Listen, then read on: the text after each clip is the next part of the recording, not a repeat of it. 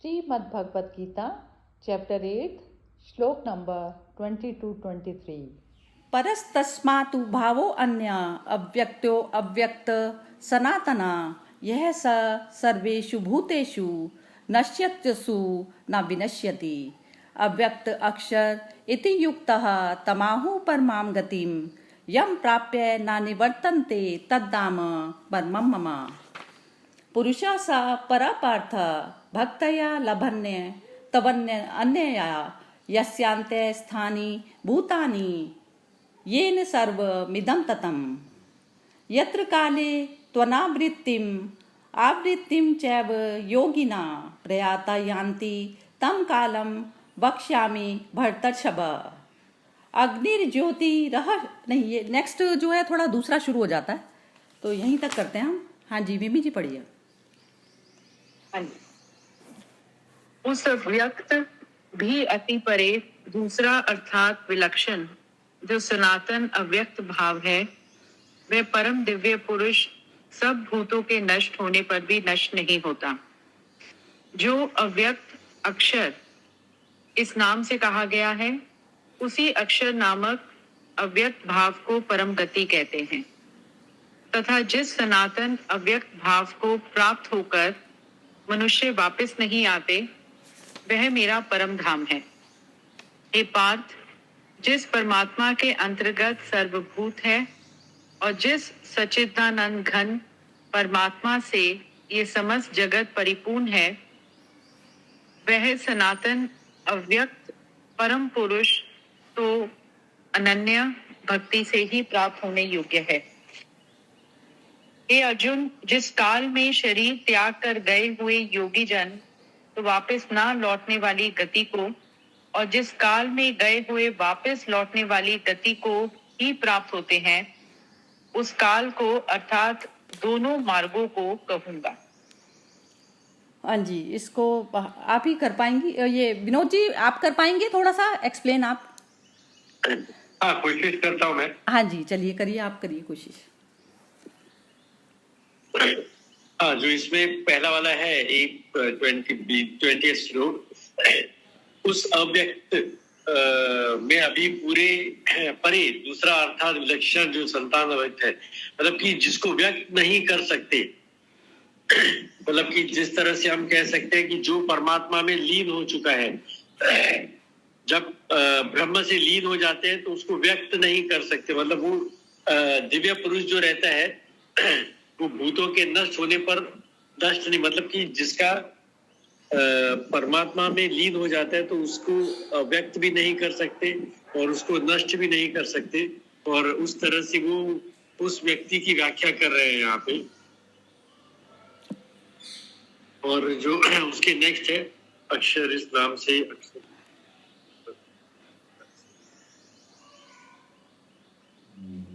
मतलब कृष्ण भगवान बता रहे हैं कि वो जो है मेरा धाम है। मतलब इसका सरल भाषा में ये समझ सकते हैं कि जो चारों युग हैं वो उनकी व्याख्या कर रहे हैं कि माइंड जो है आपको अनकॉन्शियस रहते हो, मतलब कि अगर आप सोए हैं तो भी आप कॉन्शियस में, जागते हुए भी कॉन्शियस माइंड है और सोते हुए भी कॉन्शियस माइंड है, और मन जो है वो आपका पूरा परमात्मा से लीन हो चुका है।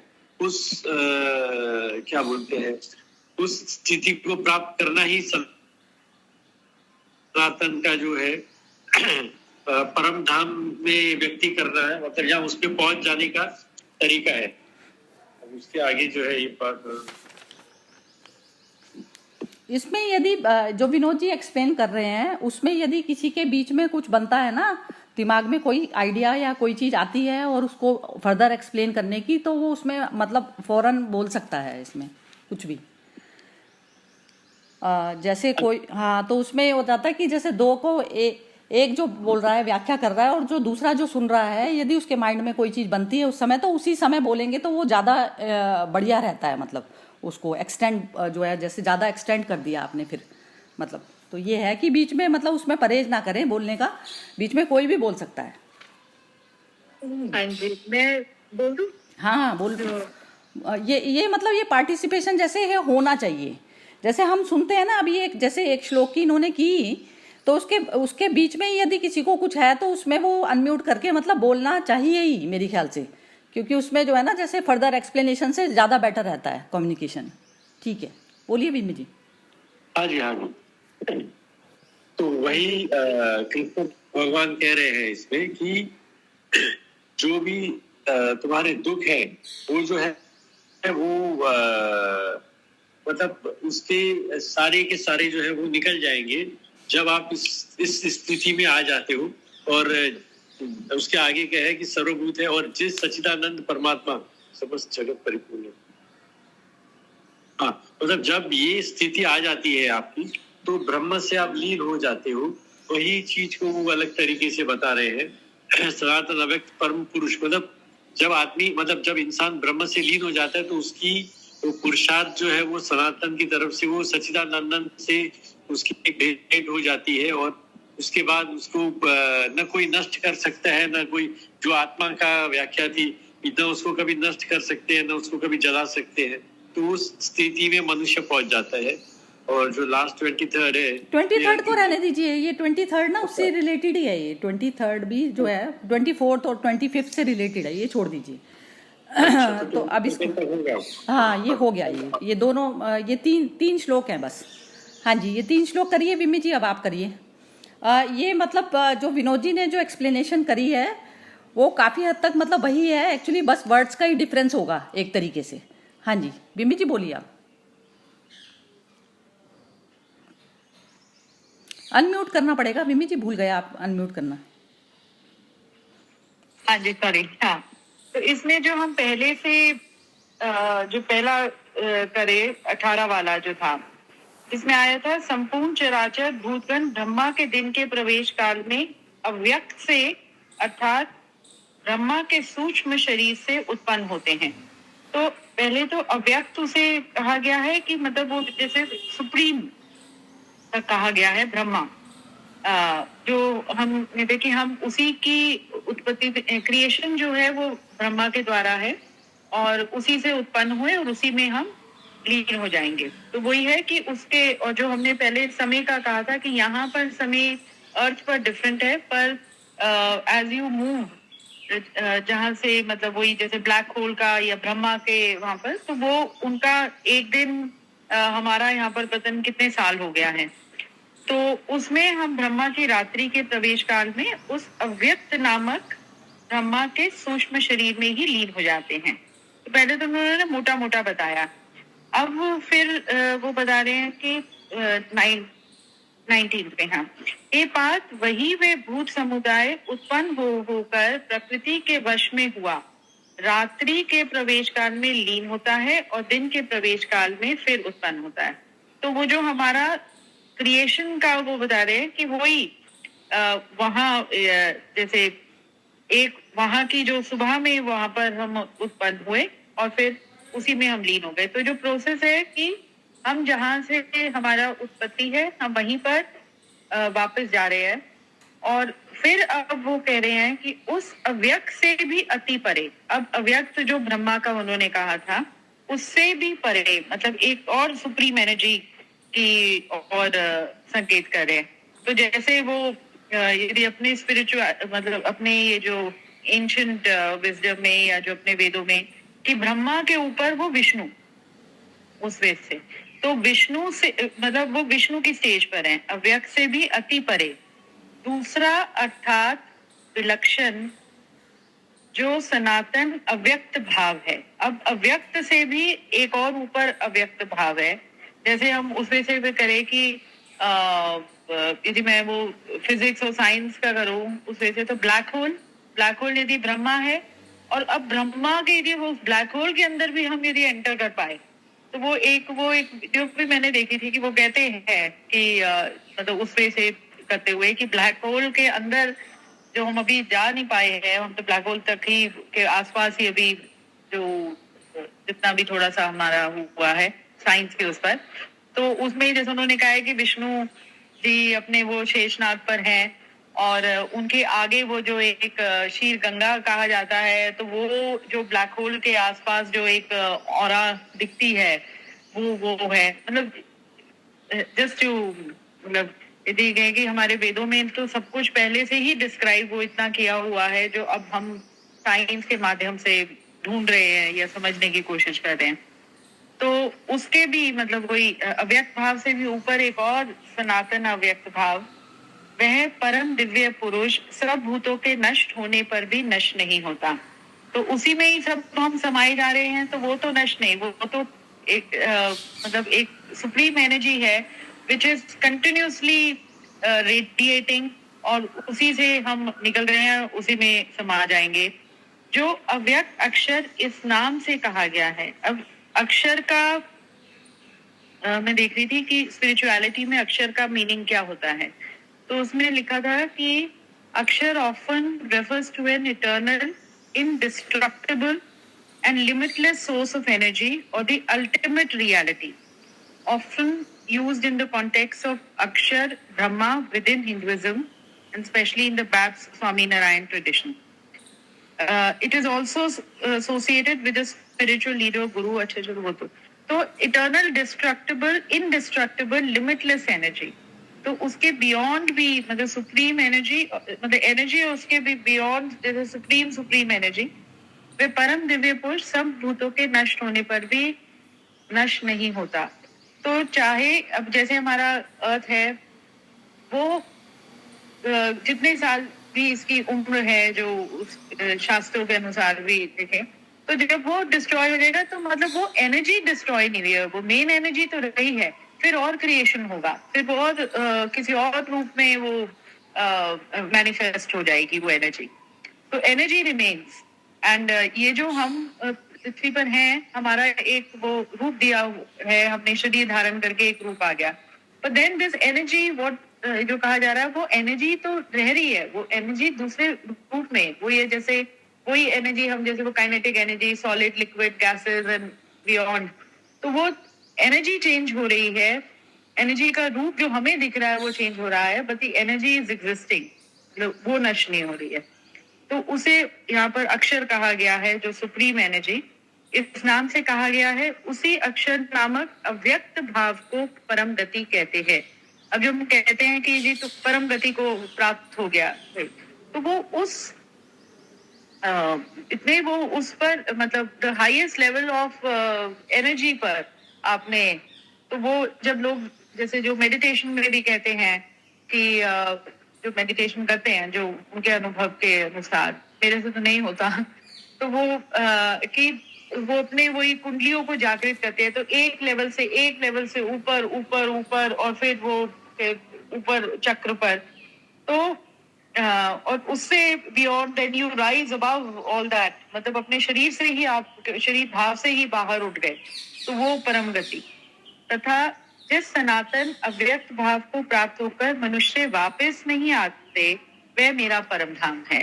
तो एक बार ही आप उसमें सुप्रीम एनर्जी में जब आप लीन हो गए, उसमें एकदम उसमें एब्जॉर्ब हो गए, तो फिर वो हमारा जो ये आना जाना, हमारा आना जाना जो पृथ्वी पर है, वो इसीलिए है कि हम एक वो बैगेज हमेशा हमारा एक वो जैसे ना क्रेडिट और डेबिट का वो कभी भी नील नहीं हो रहा है, तो हम वो तो इसलिए हमारा वो आना जाना, वो एनर्जी फिर दूसरे रूप में मैनिफेस्ट होती है। तो एक तो जब उसमें जो परम गति को प्राप्त हो गए, उनका आना जाना नहीं रहा।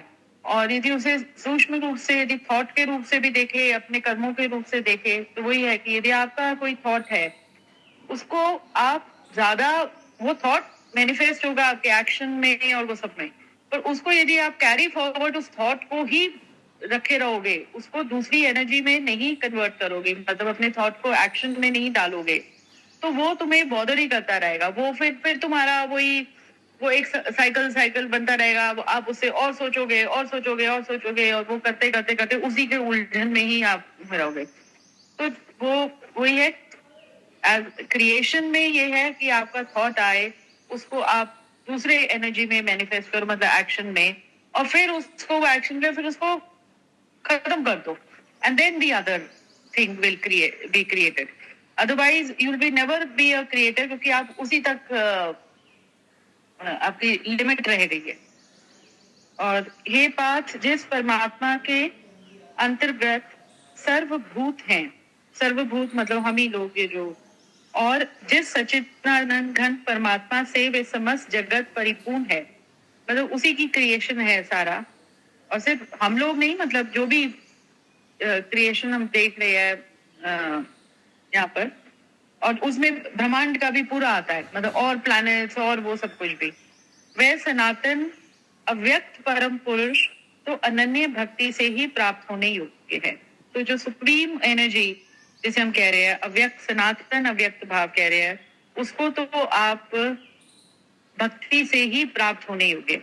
अब एक यहाँ पर इसमें नीचे लिखा था कि वो जो स्टार लगाया हुआ है परिपूर्ण है, उसमें था कि गीता के ये 9 श्लोक इसमें देखना चाहिए। अच्छा, ये 4th चैप्टर में, हाँ 4th चैप्टर में नहीं, नहीं सॉरी 9th, ये क्या है लिखा? 9th में, अध्याय 9th में और श्लोक 4th में देखना चाहिए। हाँ, इसे लिखा है, मुझ निराकार परमात्मा से ये सब जगत जल से बर्फ के सदृश परिपूर्ण है और सब भूत मेरे अंतर्गत संकल्प के आधार स्थित हैं, किंतु वास्तव में मैं उनमें स्थित नहीं हूँ। क्या समझ में आया इसमें? मुझ निराकार परमात्मा से सब जगत जल से, अब ये जल से बर्फ के सदृश परिपूर्ण है। बर्फ क्या चीज है बताओ? बर्फ क्या, कोई भी बता सकता है? बर्फ क्या चीज है बताओ? इसमें बर्फ की किससे?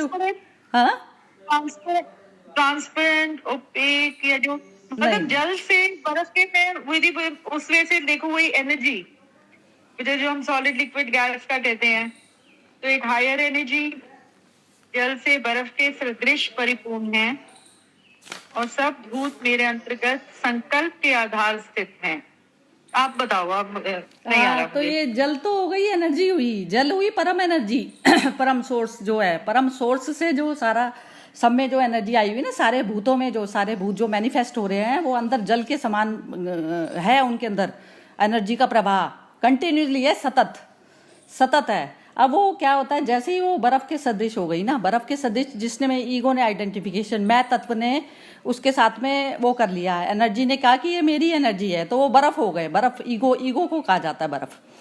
अब क्या है कि ये जैसे ईगो जो बर्फ की तरह हुई, वो कुछ मैटर नहीं है, हो जाए कोई मैटर नहीं है, लेकिन वो उसको याद रहे ना, बस याद रहे, परम सोर्स का ना भूले एक सेकंड भी।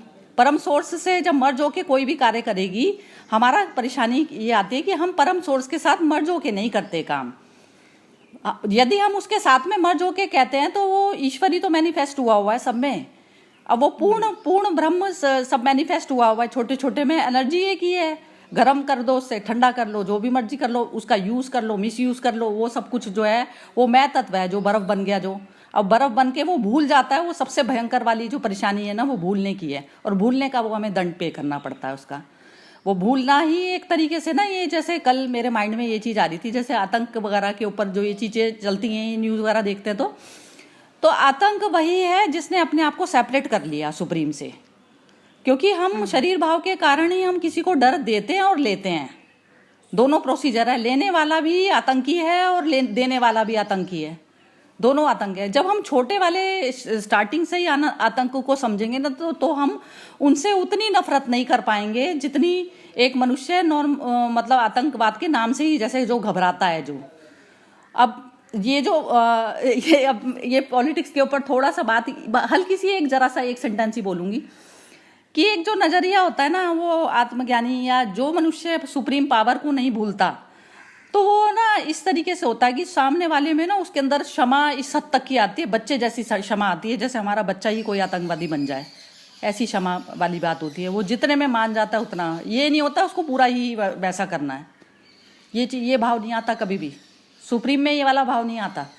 जब महाभारत की भी जो युद्ध कराया था ना, तो उसमें जो सारा जो टोटल ब्रह्मांड ने जैसे पार्टिसिपेशन किया, वो अवतार ही पूर्ण अवतार उसके लिए वैसा हुआ था।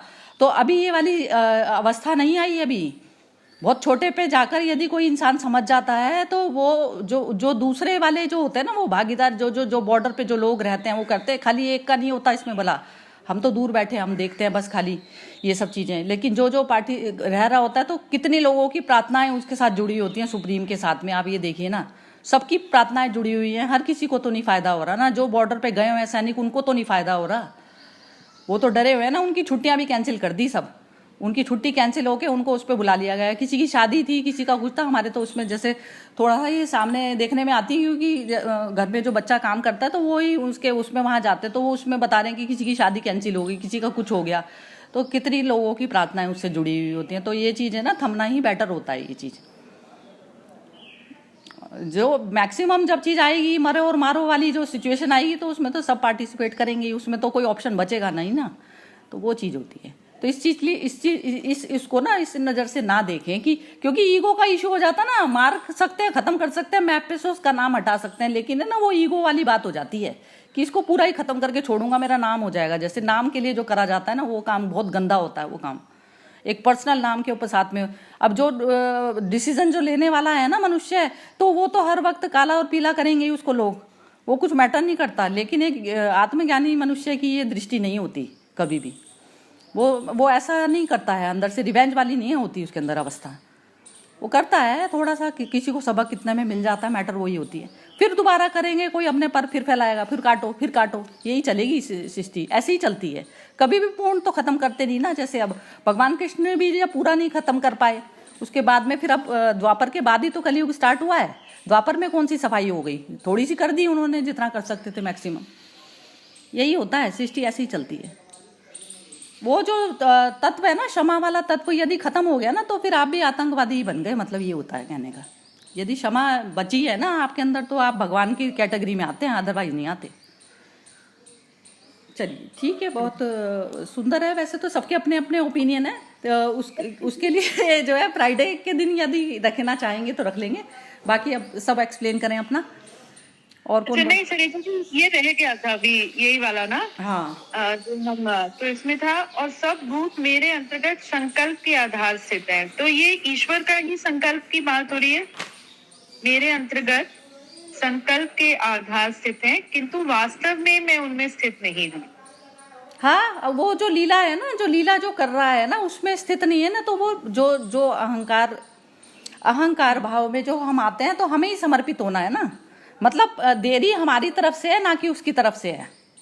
उसने तो पूर्ण वो समाया ही हुआ है, हम भूले बैठे हैं।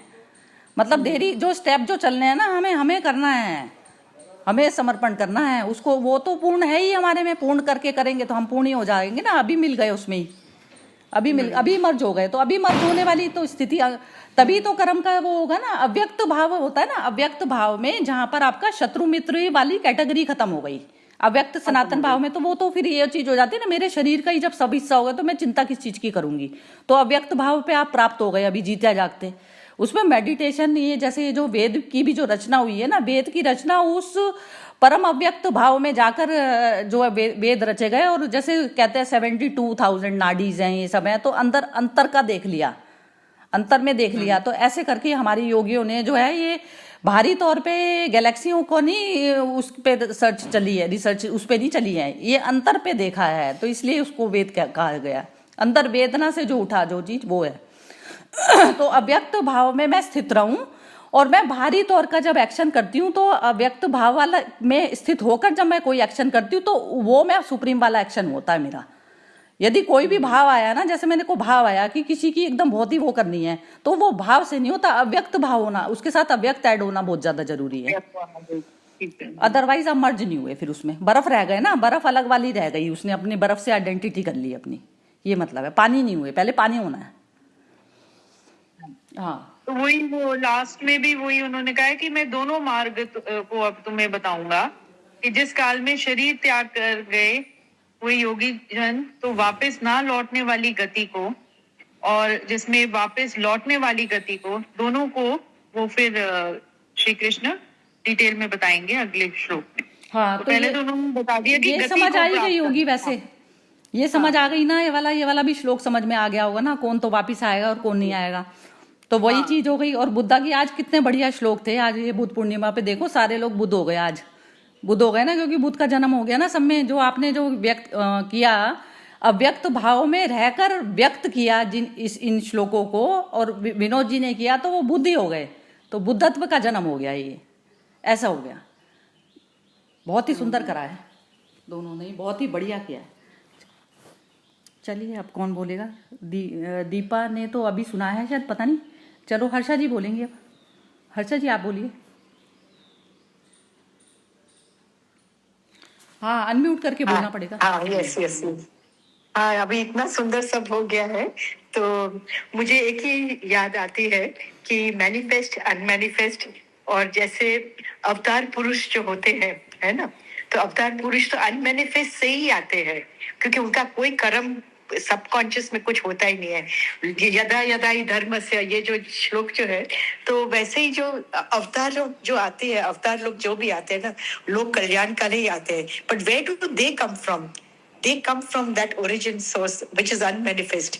इसलिए आप देखेंगे कि जैसे कोई भी अवतार जब अपना देह छोड़ता है तो लोग को लगता है कि अभी हम भी कौन गाइड करेगा। जैसे श्री अरबिंदो ने जब समाधि ली, या परमहंस योगानंद ने जब समाधि ली, या रामकृष्ण परमहंस ने जब समाधि ली, तो उन्होंने कहा कि मैं तो सदा ही हूँ और शरीर तो मैं था ही नहीं कभी।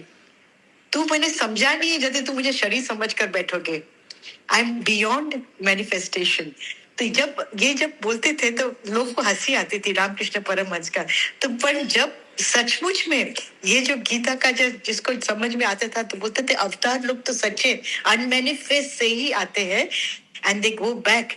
और जब भी लोग की पुकार होती है ना, एस्पिरेशन, तो वो लोग अवतरण करते हैं। तो मेरी खुद के फादर की तो बहुत अनन्य भक्ति थी आनंदमयी माँ के लिए। अनन्य माने उनका पूरा जीवन उनका उसमें था, but he was physically ailing, so he was dependent on my mother, you know. मेरी माँ हंसती थी, अरे छेल्ले घड़ी कोई सेवा नहीं करेंगे मैं एक दिन आपको करने वाली हूँ और आप मुझे याद करते जाओगे।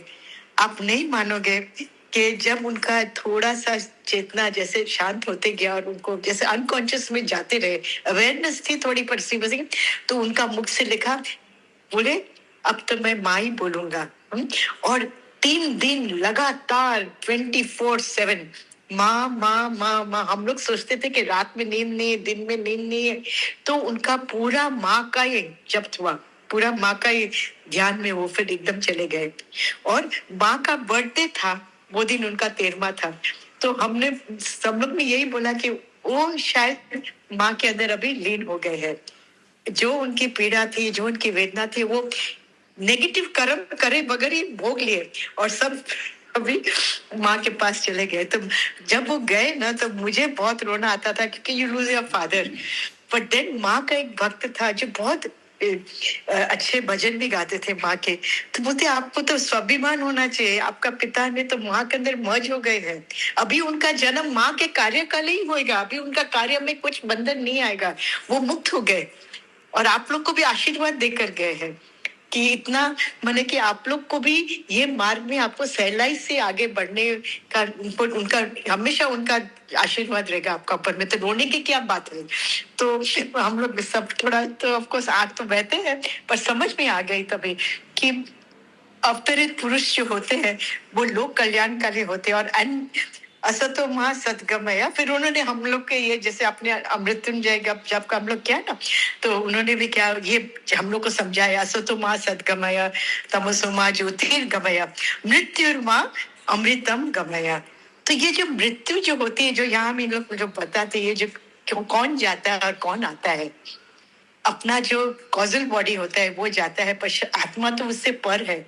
जो आत्म स्थिति में रहता है ना, उसका कॉजल बॉडी का पुल्स फिर आस्ते आस्ते आस्ते आस्ते खलासी होते जाता है। तो यही तो साधना होती है कि असतो माँ सदगमय, तमसो माँ ज्योतिर्गमय, मृत्यु का जो है वो हम लोग को सिखाती है कि अभी भी हमारे अंदर इतना इग्नोरेंस है कि हमको मृत्यु का लोक में आना ही पड़ेगा। अगर आना जाना लगा ही रहेगा जब तक हम इग्नोरेंस के पर नहीं जाते हैं, सोच में नहीं जाते हैं तब। तो श्री अरबिंदो भी एक लाइन बहुत सुंदर लिखा है, he has written a burning splendor in a tenebrous cloak. Tenebrous means ignorant. It is a golden fountain of the world's delight. And immortality could in the cape of death. हमारे अंदर ये cap है, शरीर है, cap है. And it is the immortality which is count the cape of death.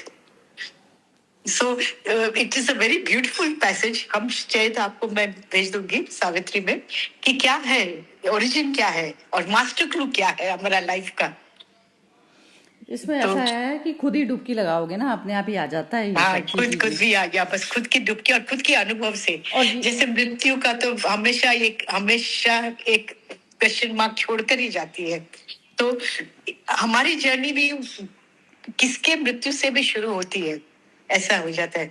तो तभी से जैसे हम लोग सोचते हैं कि क्या है मीनिंग ऑफ लाइफ, एक व्यक्ति है, नहीं है, पर हमारा जर्नी ब्यूटीफुल कैसे हो सके, अ ब्यूटीफुल न्यू डे. तो इसलिए, और मम्मी हमेशा हमें बोलती थी, क्यों हम लोग बोलते हैं कि good morning and it's a new day, तो today is a new day. तो वो इतनी हमें हिम्मत देती थी. Though she was just 60 when my father passed away, but उनका ज्ञान भी बहुत गहरा था. तो वो फिर सचमुच से जैसे बोलते हैं ना कि हम लोग को सबको हाथ पकड़कर खुद के साथ ऊपर लेती गई, एक स्थिति में जहां हम लोग का शोक मनाना बंद हो गया. ये जो होता है ना, ये बुद्ध पुरुषों का जो लॉस होता है ना बॉडी का भी, ये जो जाते हैं तो जाते हुए में ना ऐसे अंधेरा हो जाता है सृष्टि में.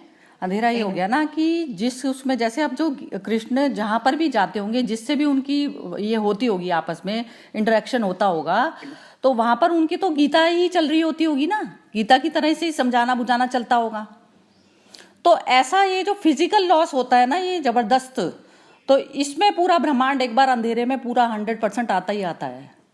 फिर दोबारा में ये जागृति होती है, जैसे फूल धीरे धीरे वो होता है ना, धीरे धीरे वो कली खिलनी शुरू होती है, फिर जागृति में आते हैं लोग, ऐसे वाली चीज होती है. लेकिन इसका जो लॉस होता है ना, जबरदस्त है ये लॉस. वो तो इंसान तो वो मर्ज हो गया सुप्रीम में मर्ज वो पहले ही था, शरीर रहने से भी पहले था. लेकिन जो दूसरा जो टोटल ब्रह्मांड होता है ना, तो वो कहते हैं ना जैसे सूर्य था तो वो सूर्य बुझ गया ना, तो वो जो प्रकाशित जो दिखता था ना, वो दिखता मतलब उसकी तो सारी इंद्रियां सारे उससे ही परमात्मा ही तो झड़ रहा था, मतलब चारों तरफ से उसके बॉडी से, उसके ज्ञान से, उसके बैठने से, उठने से, ये सारी चीज़ों से ही चल रहा था ना. तो वो चीज़ का बड़ा लॉस होता है वैसे.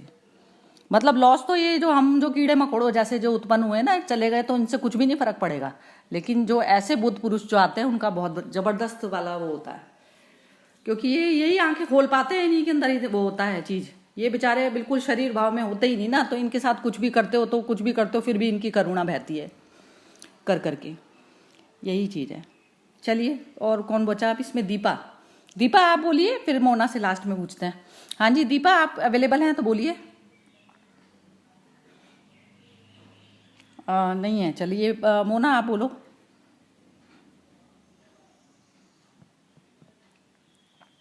अनम्यूट करके बोलो मोना. हाँ जी. नहीं, इस आज तो मतलब कुछ बोलने के लिए समझ ही नहीं आ रहा कि क्या बोलूं. आज दिमाग ही नहीं चल रहा.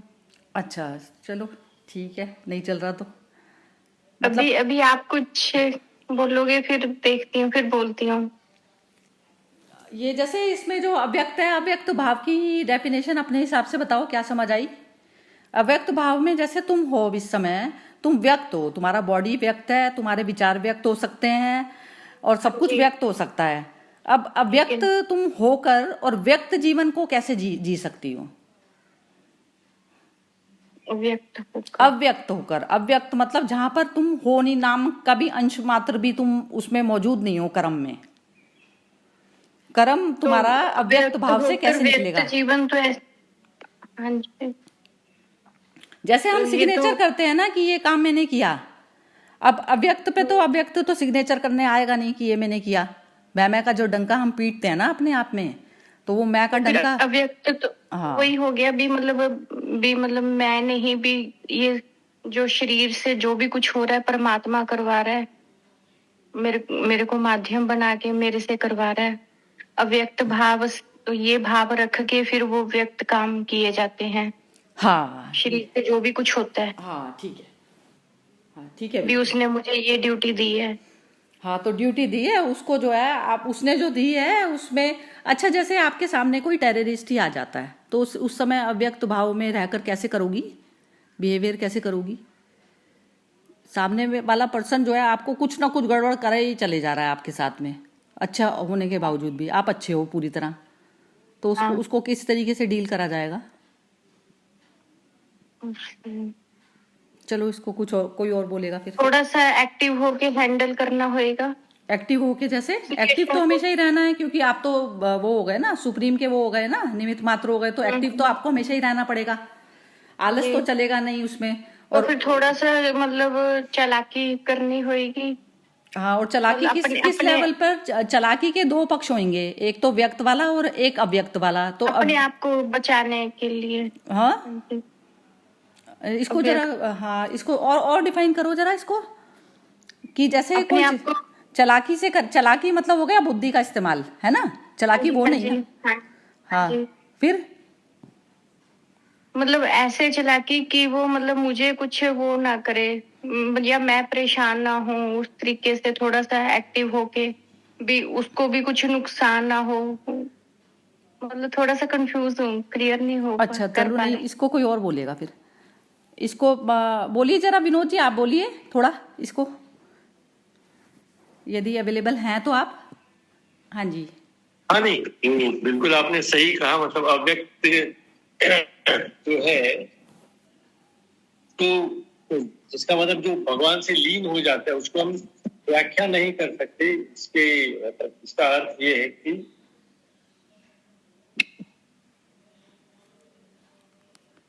मतलब जो परमात्मा में लीन हो गया और जिसको नष्ट नहीं कर सकते। और एक सेकेंड, नहीं, ये जो मोना ने बोला ना, मैं ये कह रही थी कि ये जैसे सामने वाला एक मनुष्य ऐसा वाला आके खड़ा हो गया जिसको आपको डील करना है, और ना उसकी बुद्धि में कोई जा रही कोई चीज जबरदस्त बदी वो उतारे ही चले जा रहा है आपके साथ, तो आप उसको मतलब अव्यक्त भाव में रहकर कैसे उसको डील करा जाएगा?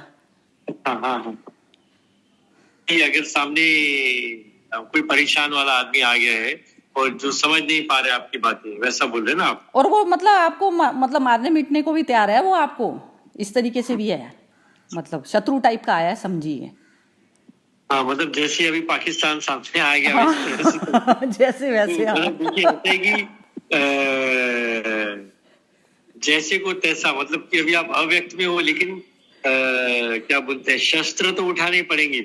अगर आपको शांति चाहिए तो उसको अशांत करना पड़ेगा सामने वाले को, नहीं तो फिर आप शांत नहीं होंगे। आप अव्यक्त की पोजीशन में हैं तो मतलब इसका अर्थ ये नहीं रहता है कि आप मतलब वो उसका अत्याचार सहन करें या कुछ भी करें।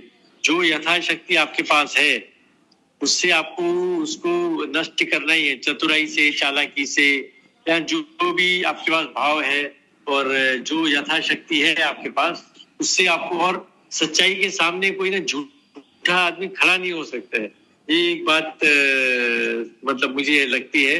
तो जो बाकी सब परिस्थितियां हैं, जो सहयोगी है, वो आपको ही साथ देंगे, और वो जो है वो सामने गलत आदमी वो गलत ही खड़ा रहेगा। तो उससे युद्ध तो शस्त्र तो उठाने पड़ेंगे। युद्ध मतलब फाइटिंग नहीं कर रही, मतलब उसको चालाकी और चतुराई से उसको हैंडल कर रहा है, और सच्चाई जो है वो जीत जो है वो सच्चाई की होती है। तो बस उसी भाव से आपको उसको हैंडल करना। धन्यवाद। हाँ, तो चलो अब इसके में ये विम्मी जी की भी कमेंट है कोई। हाँ जी, बोलिए विम्मी जी। हाँ जी, वही अभी जो प्रेजेंट सिचुएशन है, और वही जैसे काफी बार रहे थे कि हम और मैंने भी एक वीडियो भेजा था, फिर दूसरा, तो कि क्यों हम इतना अंदर घुसने के बाद भी हम रुक गए। मुझे आया था कि हमने तो वो कहते हैं हमारी कश्ती तो तब डूबी जब पानी कम था, वो जो एक टाइटल था। तो उसमें अब उसके पीछे कि क्यों हुआ, वाई डिड वी, हमने वो सीज फायर, पर हम सीज फायर का वर्ड भी नहीं यूज कर रहे हैं। हमने कहा कि अभी एक तरह का जैसे हमने अंडरस्टैंडिंग से रोक दिया है। तो अब उसमें वही अव्यक्त भाव में रहकर वो एक्शन लिया गया। हम कर सकते थे, पर जब जो भी इन लोगों ने एनालिसिस होने लगा कि क्या क्या हुआ, और ये अब यदि हम और आगे बढ़ते हैं तो ये हो सकता है, मतलब लार्जर पिक्चर को, एक वो जो विजनरी होता है वो लार्जर पिक्चर को देख लेता है पहले ही। तो जैसे इस केस में जो अभी तक जितना मुझे समझ आया, जो हुआ कि हम इनके बिल्कुल वो पता नहीं क्या है, किनारा, शायद किनारा हिल्स तक पहुंच गए थे और उसके बियॉन्ड इनका न्यूक्लियर वो है, न्यूक्स हैं। तो होता तो हम उसको ट्रिगर कर रहे थे और पाकिस्तान तो रेडी था, वो तो बार बार धमकी तब भी दे ही रहा था। तो वो हो जाता तो उसका लार्जर रेपरकशन क्या होता, मतलब वो लोग तो लोग मरते ना, न्यूक्लियर का यदि वो एक्सप्लोजन हो जाता तो एक वो एंगल था, एक डेवलपमेंट वाला एंगल भी था, कहते हैं चाइना एंगल था कि जी कहते हैं चाइना इंटरवीन कर देगा। अभी तो चाइना दूर से कर रहा है और चाइना एक बार ही अंदर घुस गया, पाकिस्तान के साथ मिल गया वो करने में, तो देन उसका ज्यादा रेपरकशन। तो अभी प्रोबेबली हम इतने उस लेवल तक हम इतने प्रिपेयर्ड नहीं थे कि चाइना की एंट्री बिल्कुल एकदम हो गई। हमने उस समय रिटेलिएट, हम बार बार जो वर्ड यूज कर रहे हैं कि हम रिटेलिएट कर रहे हैं, उन्होंने हमारे साथ जो किया और आतंकवादियों ने किया, तो हम आतंकवादियों को मारने जा रहे हैं। हम ना वहां की आसपास की जनता को हम नहीं हार्म करना चाहते, यहाँ तक कि हम आर्मी को भी नहीं करना चाहते। हम सिर्फ, हमारा मकसद है वो, मतलब वही अर्जुन की आंख वाला, तो हमने सिर्फ टेररिस्ट को करना है। पर जब इन्होंने हमारे एयर बेसिस पर अटैक करना शुरू किया और इन्होंने दिल्ली में की तरफ भी मिसाइल भेजी जो सिरसा में इंटरसेप्ट हो गई, तो तब हम लोगों ने थोड़ा एक्शन और लिया और हमने तब इनके एयर बेसिस के ऊपर अटैक किया कि भाई ये अब ये उस हद तक पहुंच गए हैं कि ये हमारे सिविलियंस और हमारे एयर बेसिस पर अटैक कर रहे हैं, तो अब हमें इनको न्यूट्रलाइज करना, मतलब इनको डिसआर्म करना है। तो उनके रनवे को डिस्ट्रॉय कर दिया हमने तब भी उनके जहाजों को डिस्ट्रॉय नहीं किया, मतलब हमने रनवे को डिस्ट्रॉय किया, वो किया कि चलो वो जहाज ही नहीं टेक ऑफ कर पाएंगे तो ये कहाँ से हमारे वो इनके जहाज इधर आएंगे हमारे वो करने के लिए। और उस तरह से वही बहुत स्ट्रेटेजिक प्लानिंग करके कि ऐसे ऐसे करो कि उनको निहत्था कर दो, ये टांग काट दो, मतलब मार नहीं रहे हो आपने उसकी टांग काट दी, उसके हाथ काट दिए, वैसे हमने वो किया। तो फिर जब वो आया कि अब तो वहां तक हम पहुंचने वाले हैं कि जहां पर वो न्यूक्लियर वाला एंगल आ गया और तब तो पूरा गया, तो हमने फिर वही हम अव्यक्त, मतलब we are conscious, we are aware होके हम डिसीजंस ले रहे हैं। हम ऐसे नहीं कि भाई उसने मारा तो था हमने भी एकदम थप्पड़ मार दिया। हम बहुत प्लानिंग करके, बहुत सोच समझ के कहाँ रुकना है, मुझे कहाँ पॉज देना है, टोटल समझदारी बनी उसकी जाती है। बिल्कुल, कृष्ण ने जैसे पॉज दिया उसको समझाने के लिए अर्जुन को, तो वो पॉज भी हम दे रहे हैं। तो वही है ना कि हमारा वो, तभी हम कह रहे हैं कि अंडरस्टैंडिंग से हमने अभी रोक दिया है, हम सीज फायर नहीं कह रहे कि मतलब अभी भी हम वो कह रहे हैं कि यदि तूने अब और कुछ किया तो भैया तू फिर तो तू गया, अब नहीं तुझे छोड़ेंगे। तो वी आर एट एवरी, जैसे वो भगवान वो कहते हैं ना, हर मौके पर तुम्हें एक मौका जरूर और देता है, हर भगवान मौका जरूर देता है कि भैया सुधर जा, नहीं होता तो देन वो है। अब जैसे कोई बीमारी भी आती है तो उसने एक दस्तक आ गई कि भैया तुझे बीमारी आई है because of this reason, so you try to change yourself. If you are not going to be changing yourself और तू अपने उसी पर चलता रहेगा तो फिर तो जो अल्टीमेट है फिर तो वही वो तो हो गई रहा। विनोद जी भी कुछ बोलना? हाँ जी विनोद जी बोलिए। एक ही चीज ऐड करनी थी, जैसे आप बता रहे थे कि ये मतलब जो होल्ड किया इंडिया ने, मतलब हो क्या रहा था कि चाइना और यूएस दोनों ही परेशान हो गए कि 3 दिन या 4 दिन में इंडिया ने पाकिस्तान को जो है एकदम धरती पे लेके आके खड़ा कर दिया। तो चाइना के जितने भी वो जो उसके डिफेंस इक्विपमेंट थे वो सारे फेल हो गए और यूएस के जो जेट दिए थे F-16 F-14 वो सारे फेल हो गए। तो मतलब इंडिया के पास जो है उन दोनों से सुपीरियर टेक्नोलॉजी है, हमारा ब्रह्मोस है, और जो इजराइल से हमने टेक्नोलॉजी ली है, हमने रशिया से ली है, मतलब we are having best of the world. तो जो सिलेक्शन है हमारी टेक्नोलॉजी की वो दोनों चक्कर खा गए, चाइना और यूएस दोनों सो गए। तो अभी अगर हम एस्केलेट और करते तो वो दोनों भी अंदर आ जाते कि चलो भैया अभी हमको भी एंट्री मिल गई है, तो फिर वो तीनों को, पाकिस्तान, यूएस, चाइना, तीनों को एक साथ हैंडल करना थोड़ा डिफिकल्ट हो जाता।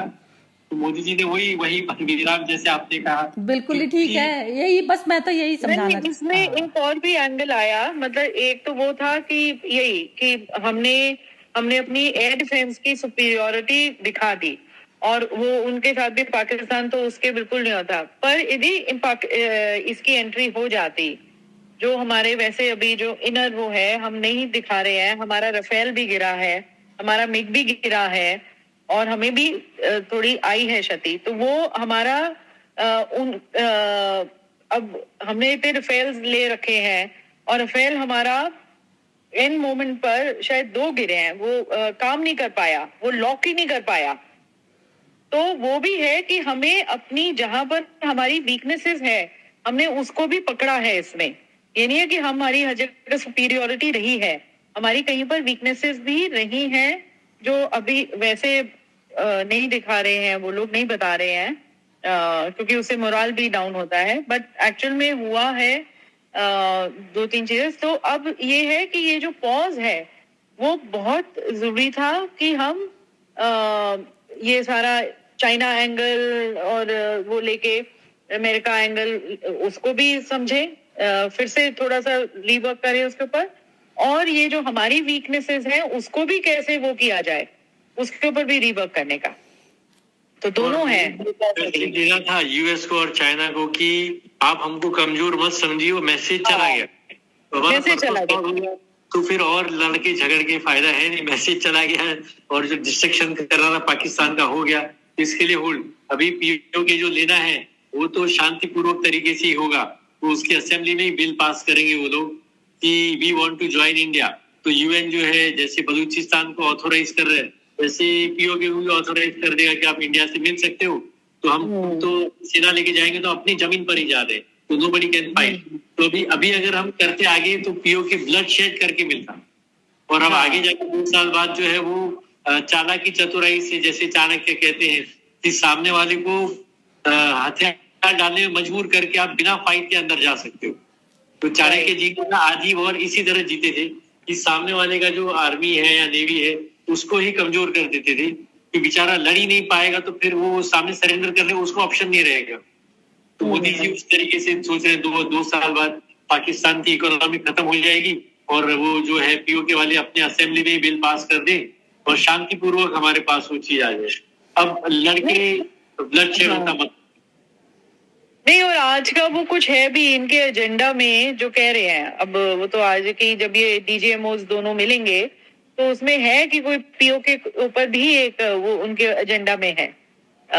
तो वही जो भी डिस्कशन या पर ये वो होगा वो वैसे ही। अब जो हमें शायद वही जो आप कह रहे हो कि लड़ने की जरूरत नहीं पड़ेगी, वो हालात अपने आप ऐसे बनेंगे। हम उस मुकाम तक पहुंच गए, हम वहां तक आके हमने रोक दिया है कि ब्लडशेड ना हो और कहते ज्यादा मतलब लोगों की सिविलियंस को हानि ना पहुंचे। तो उसमें वहां तक हमने हो गया कि अब वो अपने आप ही हमारे फेवर में वो चक्र घूमेगा। बलूचिस्तान अपने आप अलग होने का हो जाएगा, पीओ के हमारे पास आएगा, तो अपने आप ही अब तब हम उस फिगर हमने वहां तक तो कर ही दिया है। मेन जो है ना, मेन विमी जी और ये सब सभी के लिए यही वाली चीज है कि जैसे जो हम कहेंगे ना कि हमारे रूट में जो ऐसे गीता बसी है मन में, गीता बसी है या फिर धर्म बसा है या फिर सनातन है, तो वो जो चीज होती है ना उसमें हर वक्त ना ये अप्रोच होती है। जैसे जो हमारे जो प्राइम मिनिस्टर है अभी करंट वाले, तो उनमें ये अप्रोच है कि कम से कम में दूसरे को लेसन मिल जाए, उसमें अपने आप भोगने की वृत्ति नहीं है कि मुझे ये मिल जाएगा। तो ये जो दूसरे जो सारे वर्ल्ड की जो दूसरी कंट्रीज चलती है ना वो ऐसे चलती हैं कि वो दूसरी तरीके से चलती हैं, उनमें वो ईगो वाला भाव होता है, ये इसका ले लिया। हाँ। कि हमारे यहाँ पर इतना वो सनातन का रहा है और फिर हमारे यहाँ पर लीडर जो है किस तरह से ईश्वर भी दैट सुप्रीम अव्यक्त भाव जो किस तरह से वो वैसी सिचुएशंस क्रिएट कर देते हैं कि हमें वो उस समय वो सद्बुद्धि भी दे देते हैं कि जैसे जब हुआ हम तो इतने अंदर तक घुस गए थे, मतलब वो ज्यादा वो होता तो हम और अटैक कर भी देते। आपका ना समर्पण जैसे उस समय भी चल रहा है ना बिम्मी जी, जैसे वो जो कह रहे हो ना, जैसे ये जो चीज है जो आपने जो वीडियो भेजी ना उसकी जो वो उसको कह रहा था, उनको कह रहे थे कि जो है वो कर देते, मतलब पूरा ही कर देते उसको। तो वो चीज को देखने का नजरिया कितना गलत था ना, बात वो है कहने की नजरिया जैसे अव्यक्त भाव। मैं उसका देखने का नजरिया नहीं, क्योंकि उसने थ्रू आउट वो जो उसका वीडियो था उसमें ये है कि एज अ जनता हम जानने की तो कोशिश करेंगे। तो उसके भी वो जो आस्किंग वाली है, हमारे कल्चर में हमेशा ये है कि हम कुछ भी चीज को ऐसे नहीं ग्रहण कर लेते, हम उसको समझते हैं, आस्क करते हैं। तो यदि वो जो वीडियो था उसमें थ्रू आउट वो ये भी कह रहा था कि मोदी जी का ऐसा व्यक्तित्व रहा, तो ये जो एकदम हो गया वो समझ नहीं आ रहा, मतलब एट दी फर्स्ट ग्लांस समझ नहीं आ रहा। पर तो उसका भी मैं कहूंगी कि एज अ कहते हैं आस्किंग वाला उसका बिल्कुल सही था, जैसे अर्जुन का है। हाँ, हाँ, मैं अब समझ अर्जुन गई। आस्क हो रहा है तभी वो हाँ, निकलेगा हाँ, उससे, हाँ, तभी ठीक है, तभी ठीक है। निकलेगा, जब तक आप पूछोगे नहीं। परफेक्ट है, परफेक्ट। आप नहीं तो फिर तो आपने उसको भक्त की श्रेणी में आ गए ना, हाँ, बिल्कुल हाँ, कि जो कुछ बिल्कुल, हो रहा है बिल्कुल। तो मैं तो उसको वो कर। तो हमें एज अ डेमोक्रेसी में अपने प्रधानमंत्री जी से जो भी कुछ है वो कहते पूछना है, हम Perfect, पूर्ण हाँ। विश्वास है उनके ऊपर, पर हम फिर भी जानने की कोशिश कि ऐसा यू टर्न क्यों लिया गया। नहीं तो नहीं, वो था। इतनी अवेयरनेस नहीं होगी तो वो तो फिर वो वन मैन शो वाला हो जाता है ना चक्कर, वो भी तो नहीं हाँ, होना चाहिए। फिर तो उस बंदे पे ही हाँ, हमने अहंकार डाल दिया ना हाँ, इतना। हाँ, हाँ, बिल्कुल बिल्कुल बिल्कुल बिल्कुल परफेक्ट है, बिल्कुल बढ़िया। और बाकी पर ये भी है, मैं कह रही हूँ कि पॉजिटिव एनर्जीज ने कैसे साथ दिया कि वो वो जैसे तो देगी अव्यक्त ही, वो भाव ने देती ही है वो। कृष्ण उसको खड़ा कर दिया। अमेरिका और अमेरिका ने इंटरवीन किया, जबकि हम पहले कह रहे थे कि हमें थर्ड पार्टी इंटरवेंशन नहीं चाहिए। पर अब अमेरिका, ये जो भी इनकी फोन पर बात हुई होगी, and then we were made to realise कि भैया और आगे नहीं बढ़ो, नहीं तो ये होगा। और हम लोग भी कॉन्शियस और अवेयर होकर बिल्कुल काम कर रहे थे, मतलब मोदी जी जो डिसीजंस ले रहे थे। तो ही फेल्ट कि यस कि भाई हाँ, एट द फर्स्ट ग्लांस मेरी पब्लिक थोड़ी सी डिस्टर्ब होगी, सोचेगी ऐसे नॉलेज, पर उन्होंने उस भाव को नहीं रखा कि ठीक है जो सोचे सोचे। पर एट दिस मोमेंट वही कड़वा घूट पी के, और मुझे देश हित में और वर्ल्ड हित में, मतलब फॉर द ग्लोबल गुड, जो हमेशा वो कहते हैं कि हम जब कहते हैं कि ये कहते हैं वसुदेव भवा वाला भाव, वसुदेव तो कुटुंबकम। अब हाँ कुटुंबकम वाला भाव, तो मुझे अब यहाँ पर रोकना ही है। तो मैं अपनी पब्लिक को समझाता रहूंगा, ये बाद में जैसे भी होगा, but right now I have to take this call. तो वो भी बहुत ही बढ़िया। नहीं नहीं, ठीक बात है, ये आपका जो नजरिया है ना चारों तरफ से देखने का, बल्कि मैं थोड़ी सी फिर फेल हो जाती हूँ बीच बीच में। हाँ बिल्कुल बढ़िया है, मतलब बहुत सीखने को मिलता है इसमें ग्रुप में। चलिए, बहुत ही बढ़िया सेशन रहा। और बाकी किसी को कोई कमेंट बोलनी है तो Yes. हाँ जी। I'm so happy seeing. It is truly integral yoga in manifestation. Because war never achieves anything. It creates more misery, destruction. And mother तो इतने भी बोलते कि occult realms में जो मरते हैं ना, आजकल जो vampires का हम लोग सुनते हैं stories, इन लोग bloodthirsty humans होकर जन्म लेते हैं। So war is the biggest folly one human mind can ever do. Modi ji ने जो stand लिया for the benefit of mankind. और पाकिस्तान जरूर एक बार आ जाएगा। प्रेडिक्शन भी हो गया है। मदर तो कितने साल पहले लिख दिए थे कि 5 parts will be of Pakistan and they will all come and share. अच्छा, उन्होंने भी लिखा है? उन लोग तो वो तो कभी से कितना लिखे थे, कितना 1949। अच्छा, I will send you in the group, this one discussion by Amal Kiran, who was a very ardent devotee of Mother and Sherman way back in 1935. He stayed there. A very brilliant intellect, brilliant, analysis of political scenario. I'll put that thing, what he has written. अच्छा, Yes. हाँ नहीं, मैं अभी थोड़ी सी जैसे जब ये पूरा समझने की कोशिश करी थी, तो काफी मैं यूट्यूब पर कहते हैं सुनती रही, तो उसमें एक एस्ट्रोलॉजर का भी बीच में आया। Yes, और yes. उस एस्ट्रोलॉजर का मैंने पहले के भी फिर सुने, क्योंकि वो था, तो उसने कहीं जो चीजें कही वो वैसे हुई। And now what he has said, if that holds good, क्योंकि उसने मई का प्रोजेक्शन किया था कि मई में ऐसे होगा, एंड देन ही सेड कि अब ये सितंबर में, क्योंकि पाकिस्तान तो वही वो टेढ़ी पूंछ है, वो तो सीधे होने नहीं वाले, तो ये लोग फिर से कुछ ऐसा वैसा करेंगे कि सितंबर में फिर से all this things will get activated and then we will go fully. फिर हम इनको छोड़ेंगे नहीं, और फिर इसके 5 खंड होंगे ही होंगे। And what he has, one of the other astrologer was also projecting कि आफ्टर ये तो टूटेगा ही टूटेगा। उसके बाद मोदी जी का उन्होंने बताया कि मोदी जी की जो भी कुंडली से कि he will कहते 27 in 2027 he will अपने आप सीट छोड़ देंगे और योगी will take over for the next 20 years and Modi ji will become the president. So he will not, मतलब वो रहेंगे, उनका मार्गदर्शन हमें मिलता रहेगा, but he will not be at the seat of prime minister. He will, अब वो तो चलो उस हद तक वो बाकी देगा, पर पाकिस्तान का तो yes, many people have said कि भाई another 5 इनके टुकड़े होने वाले हैं and it will be a minuscule country. उनका मेन वही है कि जिस दिन उसकी इकोनॉमी टूटेगी उस दिन देखिए ऐसे कि अब जो है ना चलाता अर्थ है, अर्थ मतलब पैसे तो जिसके जेब में पैसे हैं तो वही राज करेगा, जिसके पास पावर है वही करेगा. अभी वहाँ की इकोनॉमी चल रही है तो हमारी बात सुनेंगे लोग और उसकी इकोनॉमी डाउन, मतलब 2027 तक बोल रहे हैं उसकी इकोनॉमी मतलब बहुत पोजीशन खराब हो जाएगी तो automatic and we will rise a lot.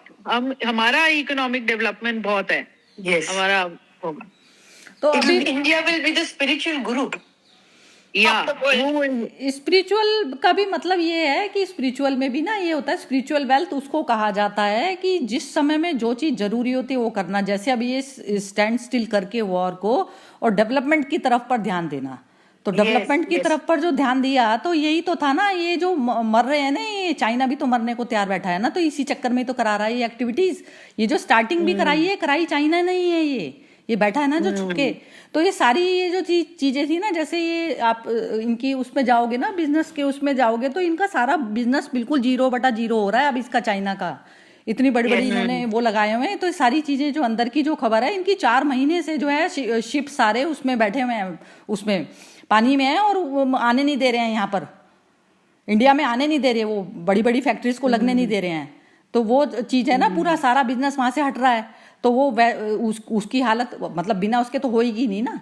तो ये चीज में इंडिया में दिख रही है सबको. स्वर्ण में वही अमेरिका चाइना का दोनों का है ना, अमेरिका दोनों को की अपना लगा इंटरफेरेंस हुआ है, इसीलिए मरने को तैयार है ये बिल्कुल चाइना भी इस क्योंकि समय. दोनों को लग रहा है कि इंडिया तो सुपर पावर बनने के मतलब अब इंडिया और की तो होएगा ही, डेवलपमेंट उसको रोक नहीं सकता ना. जो ब्रह्मांड में जो वो जो सूर्य जो निकलना है, जो उसका सपोज कीजिए भारत का, तो वो कोई छुपा नहीं सकता ना उसको कैसे छुपाओगे आप सत्य को. तो वो सत्य के आधार है, सत्य नींव है ना हमारे भारत की. तो यही तो है. हाँ, तो वो चीज है. सोच बदलने वाली एक मोदी जी है जिन्होंने पूरे ब्रह्मांड मतलब पूरे वर्ल्ड मुझे तो ये नहीं समझ में आता विनोद जी, कई लोग जो क्रिटिसाइज जो करते हैं, मतलब उनकी आंखों पे कितने बड़ी वाली मोटी पट्टी बंधी हुई है. इंटेलेक्ट भेजा नहीं है, भेजा वो जो है ना, वो देखो अब ऑपोजिशन भी सारा साथ में खड़ा है. मतलब ये वो है कि वो मतलब लोगों को टाइम लगता है क्योंकि जो इतना जो पढ़ते हमारे चढ़ी हुई है इग्नोरेंस की, उसको धीरे धीरे. इसमें एक चीज है कि ये जो हमारे हिंदू लोग है ना, वो 800 साल से गुलाम थे, बिकॉज इसमें आधे लोग जयचंद है. बस ये अरे उसमें ना वही है कि हमारे नसीब में जयचंद ज्यादा है, तो उसकी वजह से मुसलमान कितने भी झगड़ा करेंगे, उनके तो 70 कौम है, लेकिन जब सामने अगर वॉर होती है ना, 70 के 70 एक साथ यूनाइट हो जाएगी. जब इलेक्शन होगी ना, वो लोग शिया सुनी नहीं करते, वो एक कोई कांग्रेस को वोट देंगे. बस इलेक्शन के अगले दिन चाकू निकाल के दोनों एक दूसरे को मारेंगे, वो बात अलग है. लेकिन जिस दिन इलेक्शन है तो वो शिया सुनी का झगड़ा खत्म. लेकिन हमारे इसमें जयचंद जो है ना, उनके दिमाग की मतलब वो सिर्फ मनी माइंडेड रहते कि मेरा क्या. बस वो सोच की वजह से ही हम लोग एकता नहीं कर पाते. बस ये तो मोदी के डर से सब वो ओवैसी और ये सब जो बोल रहे हैं, बाकी तो कोई नहीं है. आपको मैं दूसरे लेटर दिखाऊंगा उनके पर्सनल लॉ बोर्ड के, वो लिखे प्रेसिडेंट, वो ग्रुप में डालता हूँ कि वॉर खत्म करो. पहले पूछ रहे थे कि आप वॉर नहीं करो 15 दिन तक, आपको क्या है, और वॉर चालू की, उनके एयरबेस उड़ गए तो तुरंत आ गए वॉर बंद करो ह्यूमैनिटी के लिए. तो ये सब जो है ये जयचंद क्या दिक्कत है, बस और कुछ. एंड जस्ट इन मतलब वही जब आप कह रहे हो तो my husband he was also telling कि देयर हैज बीन ये जो हमने भी जो पॉज लिए, एक तो वही कि हमारे राफेल का एंड ऑल दैट वो सब कुछ भी हुआ है, तो भी नहीं. और ये भी कुछ न्यूज आई है कि कहाँ जहाँ पर ये वही अगेन द मुस्लिम एंगल कि इन लोगों ने भी कुछ यहाँ पर उल्टा सीधा करने की कोशिश की है. तो वो भी कि मतलब वो सांप्रदायिक वे से भी कुछ और ना हो जाए, तो इसलिए थोड़ा सा वो होल्ड करना उसलिए भी जरूरी था. मतलब बहुत सारी चीजें इसमें इन्वॉल्व थी जो इन्होंने पॉज लिया है, जो इंडिया ने एकदम यू टर्न लिया है, और जिसका एक कहो कि एक कारण बना कि ये अमेरिका, ये ट्रम्प जो भी अंदर घुसा, और द चाइना एंगल, तो वो एक कारण बना, but at least we had that ना सद्बुद्धि to see what is coming अभी राइट नाउ, तो हमने इसलिए होल्ड भी किया, मतलब वो स्ट्रेंथ भी देखी और वीकनेसेस का भी एनालिसिस किया, दोनों किया। पूरा पूरा होना चाहिए ज्ञान, हाँ। यही तो चीज है। कई बार होता है फॉल्स पिक्चर भी अपनी दिखा दो ना इंसान को, हाँ, नहीं तो हम अपनी वो सुपीरियोरिटी में ही वो लगे रहेंगे ना कि फॉल्स हमारे पिक्चर वो- दिखा दो कि मेरे पास तो ये चीज है, हाँ। जैसे अब सामने वाला बिना उसके समझता नहीं है फिजिकल उसके, तो वो उसमें फॉल्स दिखाने में भी कोई बुराई नहीं होती, वो डरा बैठा रहेगा एटलीस्ट, तो वो चीज भी कोई मैटर नहीं, मतलब ये सारे सामदंड में तो अपने आप आ जाते हैं जब आंखें खुलती है ना अपने आप आ जाता है कि कहाँ पर क्या करना है ना, ये चीज अपने आप आती है, तो वो चीज बहुत ही बढ़िया है, ये नॉलेज बहुत हेल्प करती है।